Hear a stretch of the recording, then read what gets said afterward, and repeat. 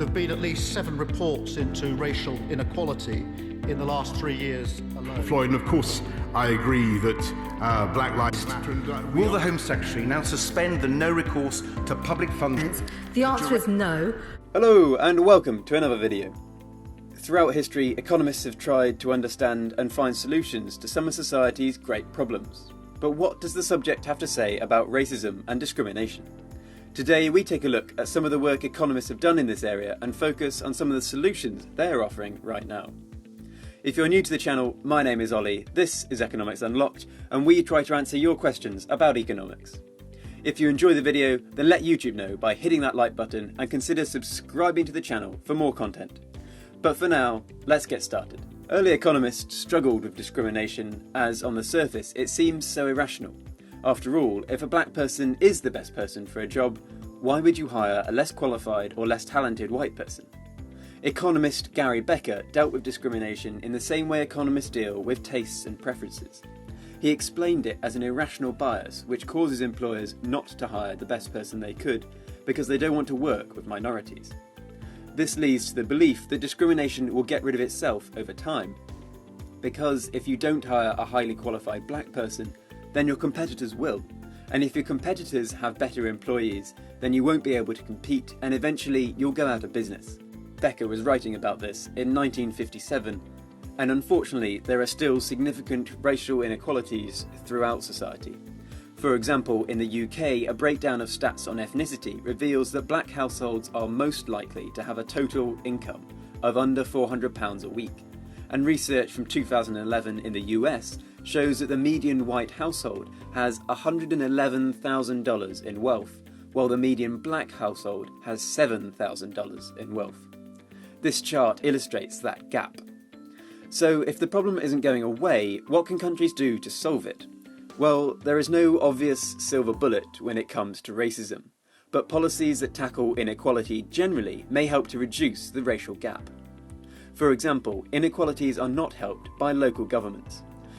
In countries such as the UK and the US, local governments collect some of their own taxes and spend the money on their own local area. While there may be a pleasant circularity to this way of doing things, it does increase inequality within a country. For example, council tax in the UK is collected locally based on the value of your house and is spent on local services such as road maintenance, social care, and arts and culture. This means areas with more expensive houses will get better roads as well as more funding for culture such as libraries and better children's services. Although in the UK things like education and policing are funded nationally. But in the US, local wealth taxes make up around 45% of school funding, which means that schools in wealthier areas are better funded and that the wealth of a child's parents becomes a huge factor in how well educated the child is. So inequalities only get worse over time. Perhaps an easy fix to this problem is to make the wealth of an area separate from the amount of funding available in that area. The revenue from wealth taxes could go straight to the central government, and then central government could redistribute the money and decide how much each area gets. This would stop wealthier areas from having better local services and help reduce the impact of family wealth on a child's potential. Disparities in education are a huge hindrance to reducing racial and wealth inequalities. If the wealth of a parent has a big impact on the potential of a child, then inequalities will get worse every generation. In the US, data shows that not only do black people graduate college at lower rates, but they don't get the same returns from their education. This chart reveals how much wealth people generate as a result of graduating college. In fact, research has demonstrated that in the US, black and Hispanic college graduates are less wealthy than white high school dropouts. This demonstrates how much more difficult it is for minority households to generate wealth. There are a number of policies that could help with this. Some people suggest greater spending on preschool education can help even out children's education from the very beginning. There's some merit to this policy as the first few years of a child's development can have knock-on impacts for the rest of that person's life. Other policies include quotas for the intake of schools to ensure that children are growing up in a diverse environment, which could help promote the sense of a common educational fate, so not only could it help even out racial wealth gaps, but also racial tensions more generally if children are growing up with a diverse range of people. These policies all have their drawbacks, but this data highlights the impact of evening out differences in education. Another issue for the racial wealth gap is in the housing market. Buying a house represents the largest purchase that most households make, and it's one of the largest investments for people. So differences here have a big impact on people's wealth. Research in the US shows not only do less black families own homes, but they actually make less money from them. Over time, you would expect the value of your house to increase, and this is an extra source of wealth for people. But as this chart demonstrates, black families make less from owning a home than white families do. This may be because of historical issues.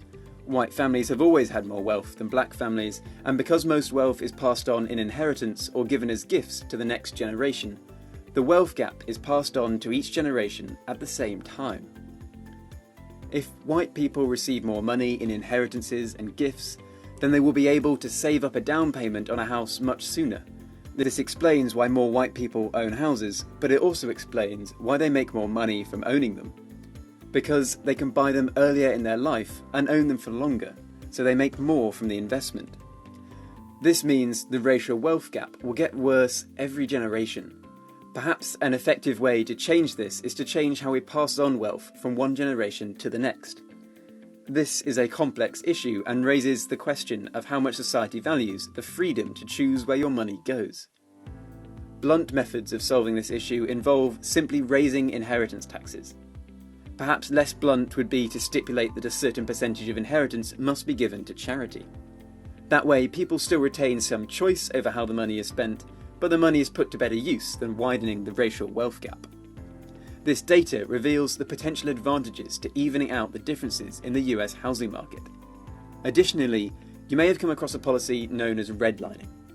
In the US, the National Housing Act of 1934 redlined entire black neighbourhoods, marking them as bad credit risks and effectively discouraging lending in these areas, making it harder for people in black neighbourhoods to get mortgages and buy houses. This and other discriminatory policies could justify paying reparations to those still worse off as a result of racist policies in the past. The data on these issues is undeniably very stark. It is clear that there remains a huge economic divide between different racial groups. It is less clear what policies are best to solve these issues. But while we make up our minds what policies are best, the problem is only getting worse. That's it for this one, everyone. Let us know what you think in the comments below. To make this video as helpful and transparent as possible, there are links in the description to all the data we've used. But thank you very much for watching. Have a wonderful day.